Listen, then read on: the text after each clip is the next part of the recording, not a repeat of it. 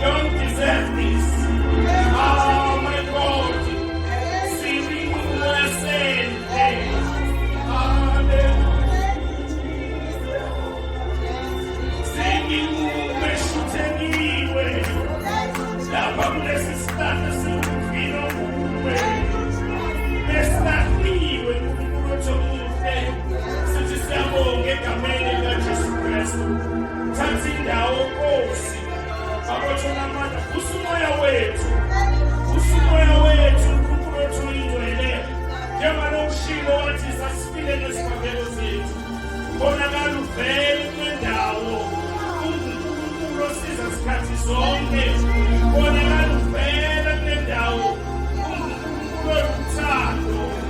Thank you, Jesus. Bela ngesilapho Nkosi. Ninamandla yalokushangalo. Babothunga khomindlela. Babothuna amandla wena umbaluso omuhle ohamba phambili. Sikulandele ngemuva. Hamba phambili Nkosi. Sikulandele thina ngemuva. Sinike babothunga leya ntokozo. Leya ntokozo. Leya storage. Oh my God, I am Kiwa, I am Kiwa,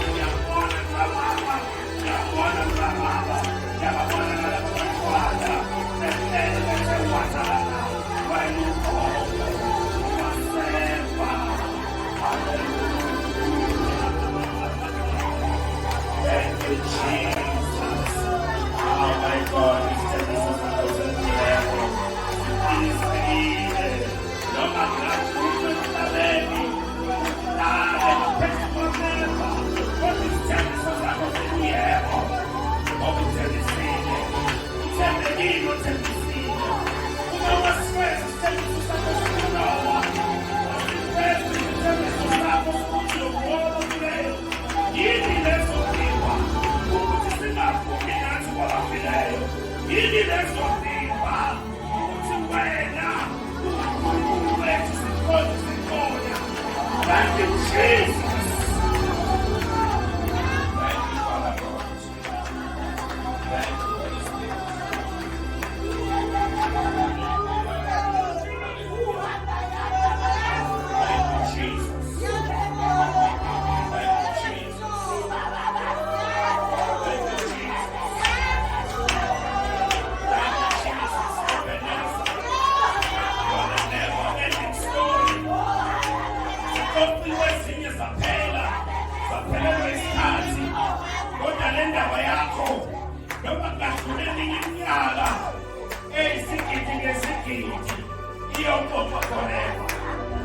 Thank you, Jesus.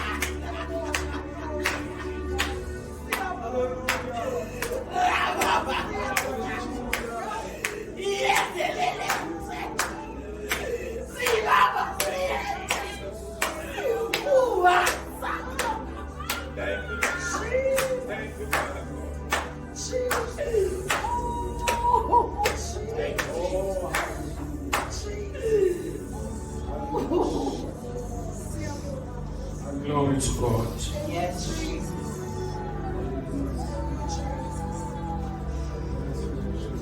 Usemaplanini kaNkulunkulu. Sezinhlelweni zakhe. Uthi singasonti kodwa simkhonze. Ngeke athi uNkulunkulu esikhonza ephakathi kwethu. Thina bese sinquma ukwenza ngenye indlela. Hallelujah. Sizomkhonza. Ngisho inyama yethu ivuma noma ingavumi. Kodwa sizomworship.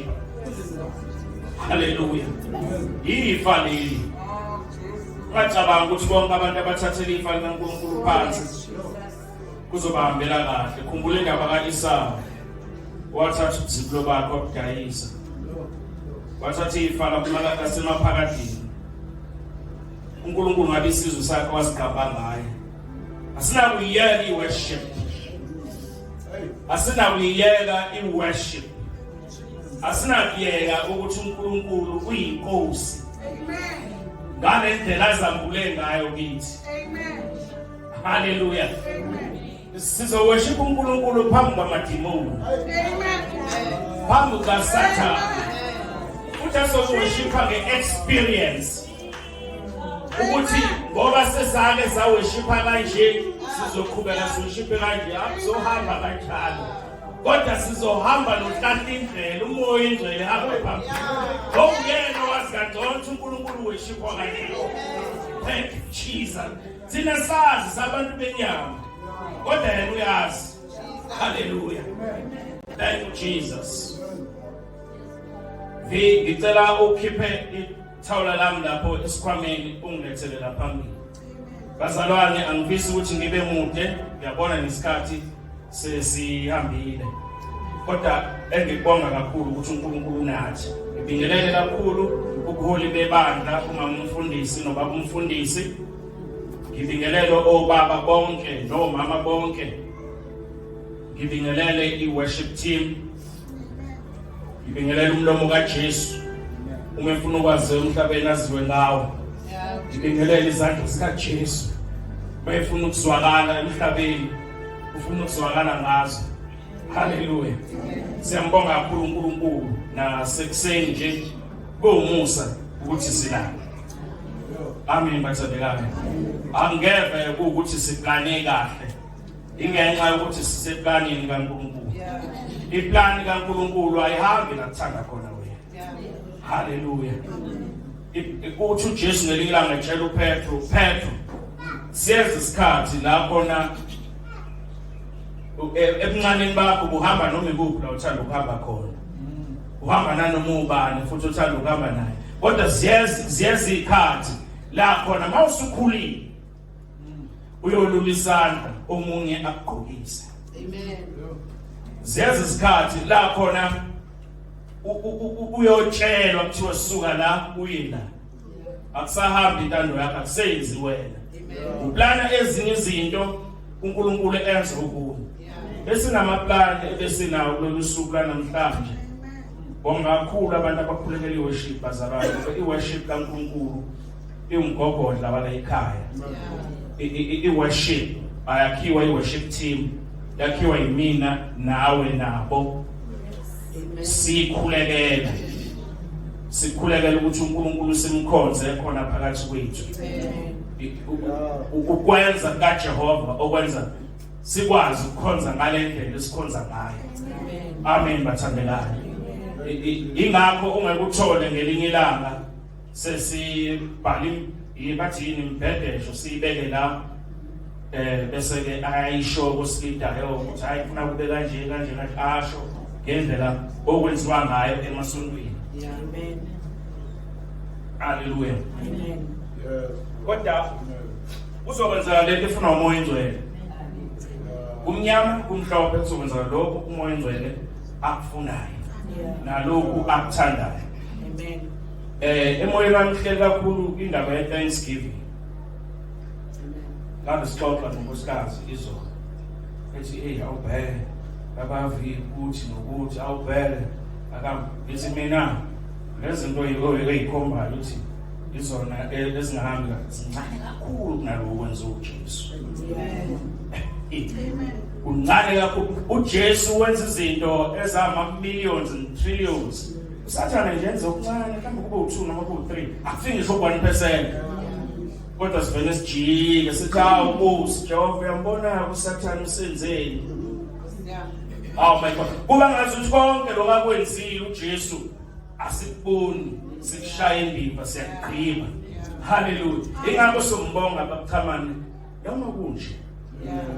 I-worship i-developa kwi-thanksgiving. Yakheka lapha esibongweni.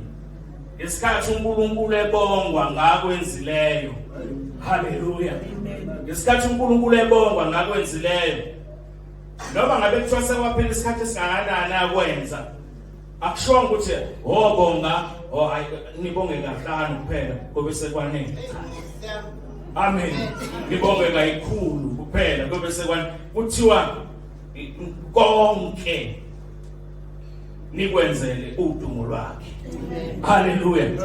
Nesibongo zakhe kufuna uNkulunkulu njalo umuntu obongwayo. Hallelujah. Abongo nje njalo. Izikhathi zonke. Sibonge nalokho singakaboni. Kodwa lithi iBhayibheli inyama negazi akukwazi nengqondo ayikwazi. Lokho uNkulunkulu akulungisele abakhethiweyo bakhe. Hallelujah. Sikubone ngempela. Yazi leli dilo bazalwane siyakulona I call it Christ Church. Ibambe yabona la dili lenza ukuthi njengoba esasho ngobabudlala ethi kuye ukuthi nomusa balazi kuye ukuthi iphindele emuva kwesinye isikhathi ucabanga ukuthi anginalo kwalona emuva. Hallelujah. Kodwa ngephambili phela iphambili i-culmination yalo i-finality yalo lapha ivuthondaba lakhona ilo amgcini. Asazi ukuthi ihlelweni lapha mahako. Kodwa umoya ungitshela something strange and marvelous. Wakwezwa khona kuthiwa abantu okuthiwa bayikhonzi zenkosi iyona uqobo ishintsha ikhonze bona. Hallelujah. Siyakwenye indawo bazalwane. Singapheli amandla. Yebo bona emhlabeni kunzima. Yabona kade ngixoxa nobaba uMeyiwa akekho namhlanje. Ngenye into engangiyibonela ku social media ukuthi wayibona inayo. Washo naye wathi wayibona into eshaqisayo. esikhona ziyashaqisa nje mhlawumbe. Wathe ungena ngapha kuma news ungena ngapha uvele into eshaqisayo. Uthi hayi kanti umuntu capable ukwenza izinto ezinje komunye umuntu. Kuba khona leyo nto leyo nokulahlekelwa yithemba. Kodwa bese kuyavela ukuthi hayi singabe ecebo likaNkulunkulu. Kuzokwenzeka lokhu kuplana uNkulunkulu uthini. Ngakhunjuzwa lokho ngelinye ilanga sengibuza uNkulunkulu ukuthi Nkosi ngiyami ngidijizwa ikhukhula kade kuwena uthe ngingahambi eNtshongweni. Ngoba sasesiplanile noma ngavida ukuthi siyahamba siyathutha eNtshongweni. Impela. Kodwa wathi wayishintsha yonke leyo nto uNkulunkulu. Kanqatshelwa kwasemsebenzini ukuthi nje ngeke ngibone lokho. Kanti kwanganqabi bona, kwanqaba uNkulunkulu. Wathi uNkulunkulu ngikufuna la. Kanti mina Nkosi nayo nje indawo nomuzi nami sengutholile lapha. Wathi uNkulunkulu ngikufuna la. Uthe sekwenzeka lokho okungehlela mhla 11 April. Ikhukhula sezisho ukusiqeda lapha ekhaya. Ngakhumbuza uNkulunkulu lo wathi kodwa Nkosi benza kanjani lo ngoba uwena nje wathi sihlale la. Kwenza kahle kwabo wena kahle sengiyibuza sengiyiphendula. Wathi uNkulunkulu kwakuyimina. It's part and parcel of my plan. Ngoba iplan kaNkulunkulu injalo bathi. Bawuzohamba ngemizwa, uzohamba ngezaluleko zabanye abantu, uzohamba ngokubona. Aso accounta la. Kati khulunywe nabo account izona. So accounta ngani? Amen. Wahlala endaweni engathi ungahlali kuyona. Washada nomuntu engathi ungashadi na. Wadla nezidlo enganginqabile ukuthi uzini. Kuningi. Hallelujah. Amen. Ngoba uNkulunkulu wethu uNkulunkulu weqe. Amen. Ngiyazi ukuthi uNkulunkulu wayekwenzelani. Sekemakhumbule ngamanje wenzelani ukuthi ngihlale. Ingoba wayefuna ukuthi ngibe sebandleni njengani. Amen. La ngizokwakhiwa khona. La uNkulunkulu ezomnika khona uqobo lwakhe ngilibona. Amen. Amen. Amen. Angazi ngempela ukuthi bengizosurvive kanjani kwabanye abazalwane abangayazi lento ngoba ngikhathi uNkulunkulu engibiza ethi angikhulume nomfundisi uChamana. Into yokuqala ngayibuza kuyena ukuthi baba ingabe lo khaya kusenjalo yini? Akwazi umfundisi. Wathi ayikusenjalo times more. Amen. Hayi ngazongibusiseke empilweni yami ngoba iyona foundation leyo ngayificayo bathandekayo. Bengelele usisinomusa mangiyathikazi. Bengelele nosistry. Hallelujah. Umamshisi. Engazifica zikhona lezi nabo osisithusile osisithani osisinomvula. Hayi ngibonile zomathi na ibadla la round na lihlangana liphelela laze kwavuka umhlabeleli asistry hey kwazi wathi angithi akuhlabelele madoda hayi ngothi uhlabelele ngelinye ilanga kodwa nje i-foundation yami ama early 90s kahle ngangasiluthu kwaku blank ama early 90s. Kodwa ngalifunda ivangeli labazalwane nengabafica bekhona obaba uKhawula nobaba uMqadi qobo umsunguli wePower of God.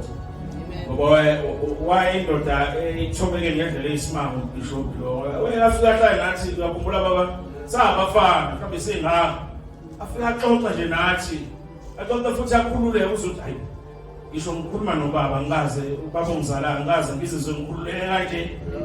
So umuntu wephuma ke kuleso sikhathi ngaphandle kokuthetha isikhathi ngiyacela ukuthi sivule lapha ya awungalikhumbula iculo lakho sisitry uma ibonikazi uma ibonikazi uma ibonikazi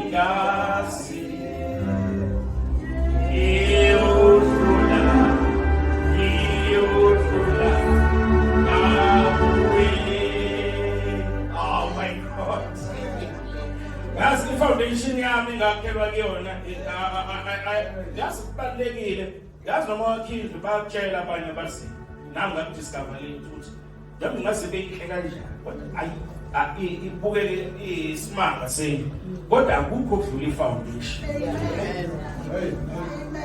Amen. Abantu bethiwa bazalana ngihlangananga nani njengoba ngisho ukuthi kwahlwile ngempela kwahlwele kwesikabhadalazi. Mangikhumbula kahle kukhona ezinye izinto wabaseKorinte chapter 3 bazalwane Korinte bokuqala chapter 3. Mangikhumbula kahle ezinye zezinto ezangehlela namanje sekuhlungu mina ngoba zazi ngikuza kahle ukuthi ifoundation yami enjani. Khona indawo nje ezinkulu futhi idlula zonke ngeke ngayigcatshwa emzimbeni wami. Ayigcatshwa sengisindizile ngenxa yokwesaba, ngenxa yovalo. Uzosala wedwa kulungile mfana uzosibona. Okwenza siphume emndenini ke enjalo kodwa kwathi kamuva ngangomuntu nje yikho nemoya yayithanda kangako ukungisabisa ngoba yayithanda kakhulu ukuthi engivusele izinkolelo ngangikhuliswe ngazo. Amen. Kuthi nje ma ungawuhloniphi umsamo ungayisabi ngiluleko zabakini uzozibona ufana. Kumbula ngesinye isikhathi ngize ngitshela omunye umzalwane ukuthi lapha emathuneni khona imizimba kuphela abantu. Akho umuntu ozophuma lapha clean. Mina ebusuku ngangadluli ebusuku amathuba. Cabanga ngusaba ithuba. So vele ithuneni. What foundation engayithola kubazalwane befakaza ngamandla kaJesu ukunqoba amadimoni lokho uhlobo lwemoya. Hey. Hey, kayahambi ke. Ake sifundeni bazalwane lapha ya.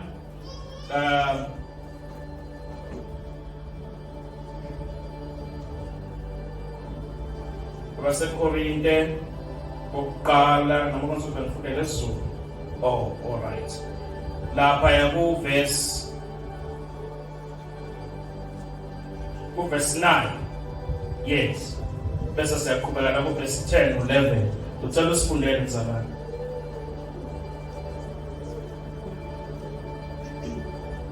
waseKorinte bokuqala chapter 3 verse 9. Ngokuba thina siyizisebenzi kanye noNkulunkulu, nina niyinsimu kaNkulunkulu, niyisakhiwo sikaNkulunkulu. Glory to Jesus. Ngokomusa kaNkulunkulu engiwuphiweyo, njengenyanga yokwakha ehlakaniphileyo, ngabeka isisekelo, omunye wakha phezu kwaso. Kepha akube yilona loyo aqaphele ukuthi wakha kanjani phezu kwaso. Thank you Jesus. Baba izwi lakho Nkosi. Likhulekele. Silithandazele silibandla lakho ukuthi libe njengalowo wena ufisa. Alingaxutshwa nengqondo yami, alingaxutshwa nemicabango yami nezifiso zami. Kodwa libe linjengoba linjalo. Egameni likaJesu Kristu Nkosi. Amen. Uthi uPaul thina nje singabasebenzi emsebenzini kaNkulunkulu. Nina niyinsimu kaNkulunkulu. Insimu kaNkulunkulu ibandla kaNkulunkulu. Amen. God's building. Isakhiwo sikaNkulunkulu. Amen. Isona ke isokusona. Wathathwa lela uthathwe khona njengomthombeni washuthelwa la. Moya kaNkulunkulu awuzange ukuthi hayi ngoba ngayidecide mina kahle cha. Moya kaNkulunkulu odale wena ukuthi wenze njani ufakwe. Amen. Embusweni kaNkulunkulu. Amen. Lithi ke maliqhubeka lithi lapha ku verse 10, by the grace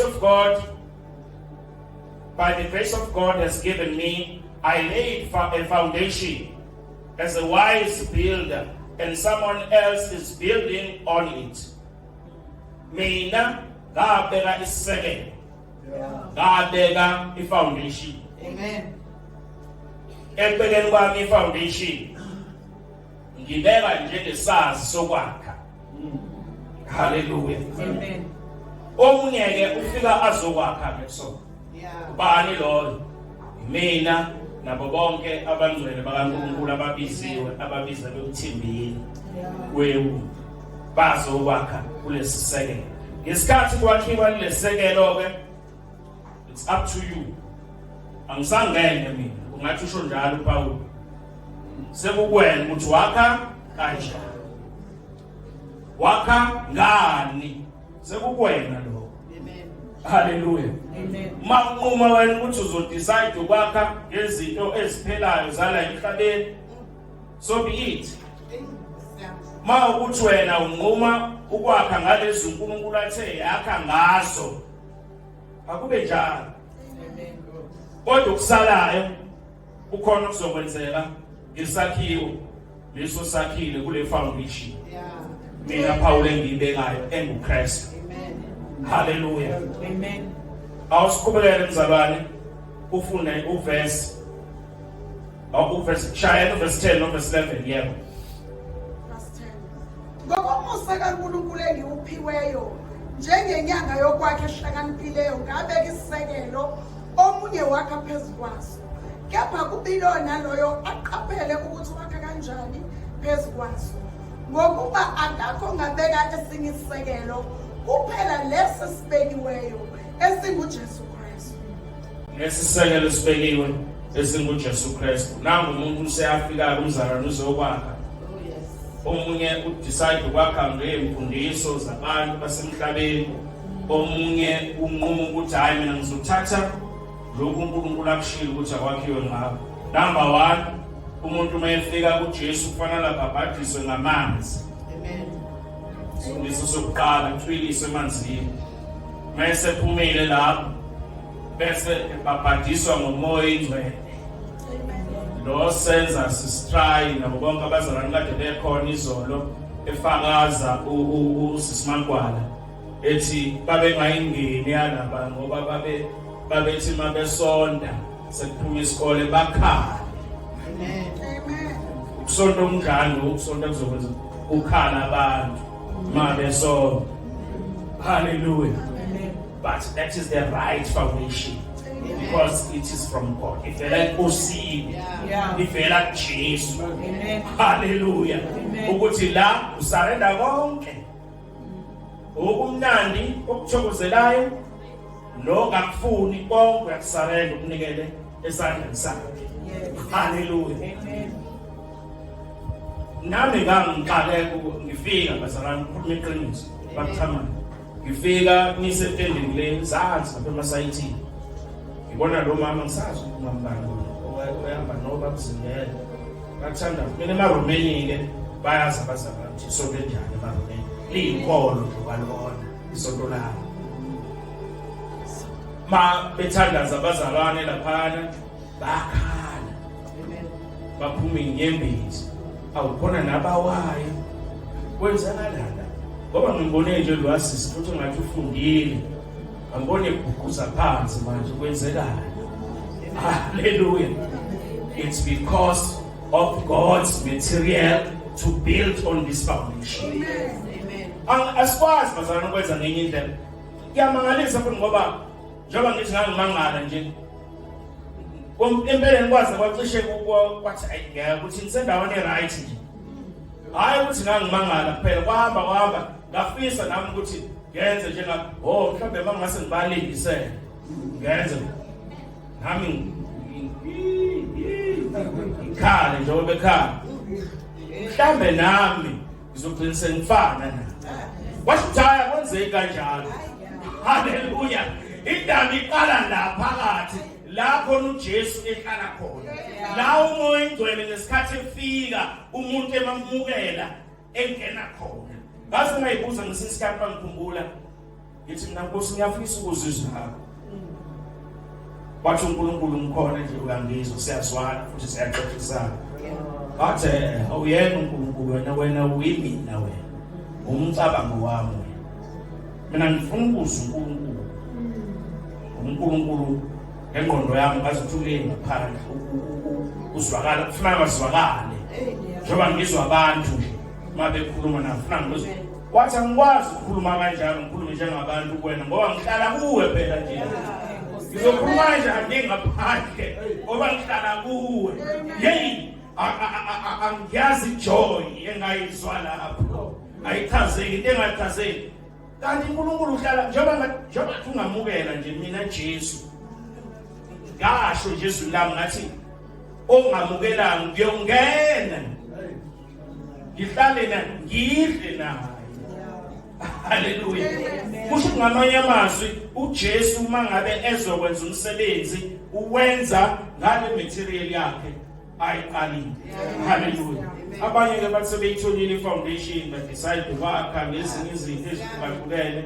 engezona lezi uNkulunkulu athi akwakhiwe ngazo umuntu esebhabhatiswe ngamanzi wamukeliswa umoya ingcwele umukelwa ngokuthi kuthandazwe haleluya njengoba incwadi zenza kuthandazwe lokhulelelwayo ukuthi alokhu nje awathola umoya ingcwele avume yena ngaphakathi njengoba evuma uJesu eqala ukukholwa ngiyakuvuma umoya ingcwele ngena ngaphakathi kimi haleluya bese yaqala ke indaba seyaqhubeka ke building idini nama-blocks kuyaphezulu ozichayela uvini iyona futhi lento le ezokwenza ukuthi indlu yakho leyo kwemoya ele idecorate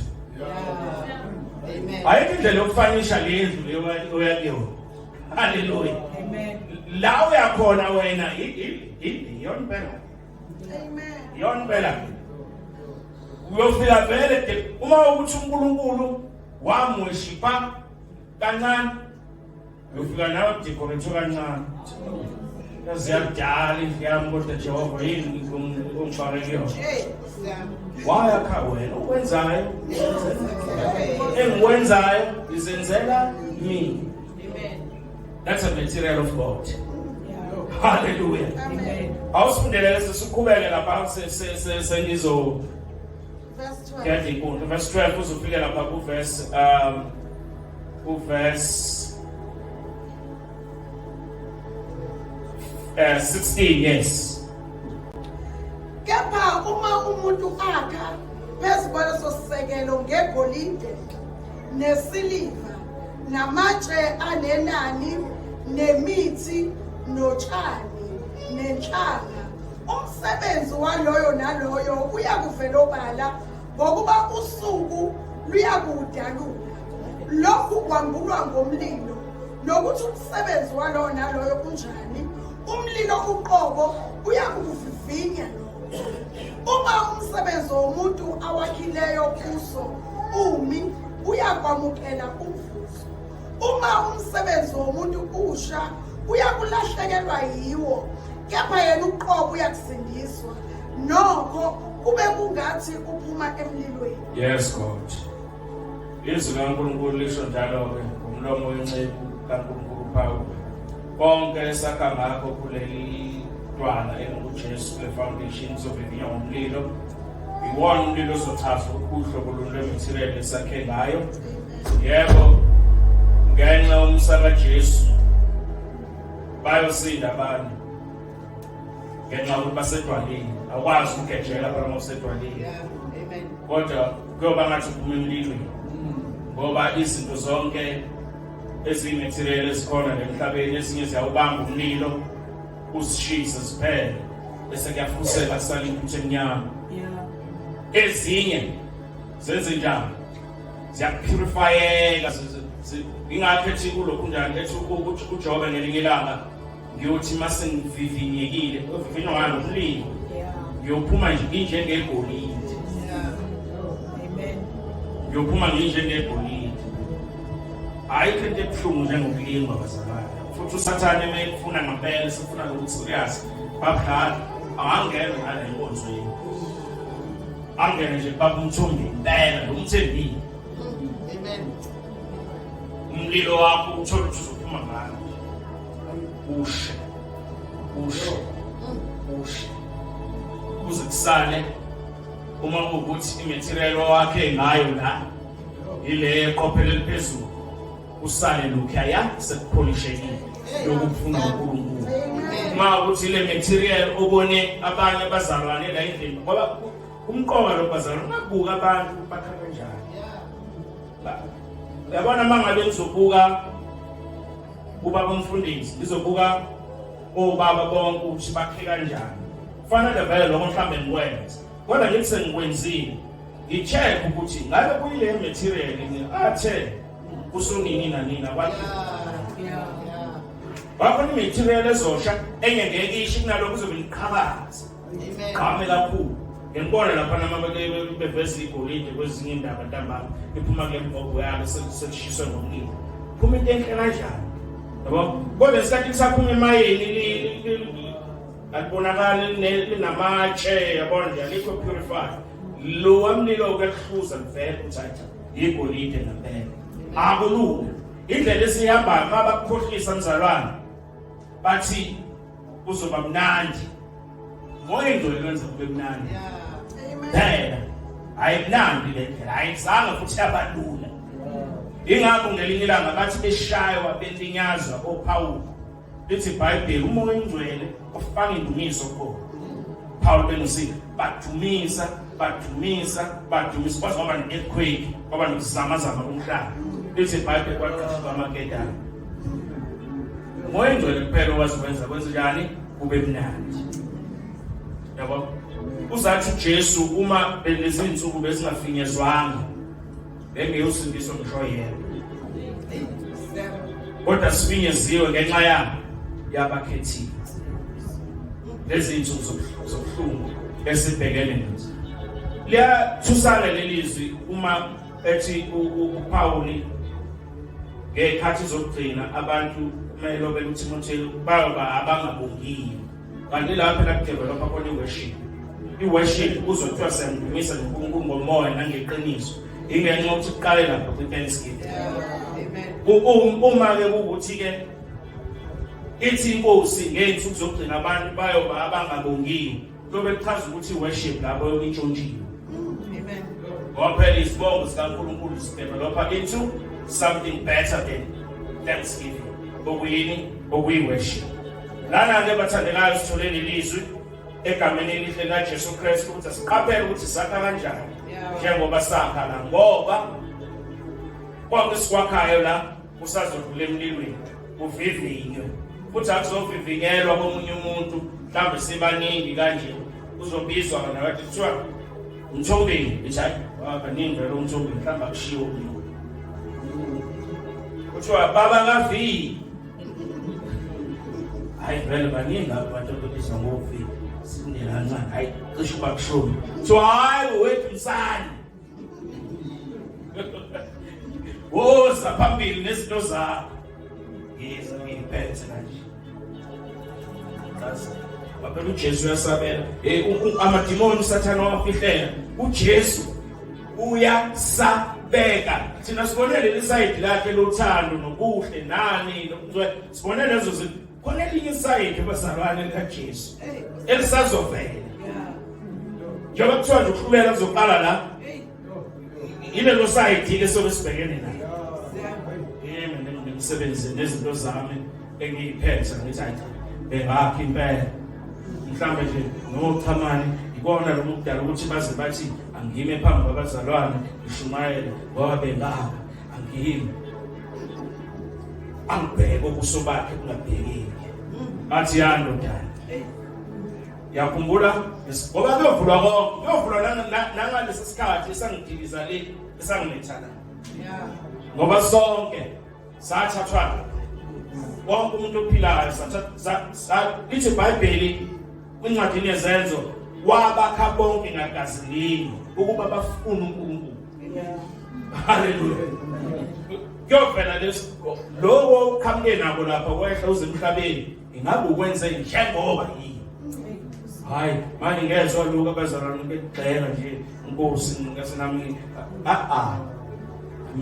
mina ngikuthumile le assignment awuthi ngangabazalwane manje ekhaya basuke bamelana nje inkosi nezinto siwazi kahle nawe ngangishawa nje mina ingakho endleleni yami ngagcina sengingasakhonzi kahle ingakho kwagcina kunokuthi akhomathize nansi umsebenzi senginayo qhamuka umlilo uvivile ngendlela ovivinya ngayo kwenzeke lokho okungumphumela-ke osho izwi kaNkulunkulu. Amen. Inkosi Musa ingusizi. Ngizocela usikhulekele sisizona. Baba wethu, siyabonga ukukhuluma kwakho lokhu akufani nabanye. Baba wethu, uyasikhumbuza ngezikhathi zonke ukuthi baba wethu ongcwele masakhonza siqaphele baba wethu ongcwele kukho konke egameni elinamandla igama likaJesu. Lokhu akuzophelela lapha. Sikunika udumo baba wethu ongcwele, lokhu ukhulume kahle phakathi kwethu. Sibonga uthando olungabo sithanda ngalo ukuthi kancane lokhu sikhumbuza ukuthi sizohambeni baba wethu ongcwele. Sikunika udumo nasekuseni busisa umfana wakho ukhulume ngaye egameni likaJesu. Nathi baba wethu ongcwele sesizwile bese siyaphenduka la kufanele siphenduke khona egameni likaJesu, ngoba ngeke ukhulume kanje baba wethu omuhle singekho isidingo. Sikunika udumo ngakho konke egameni likaKristu Jesu.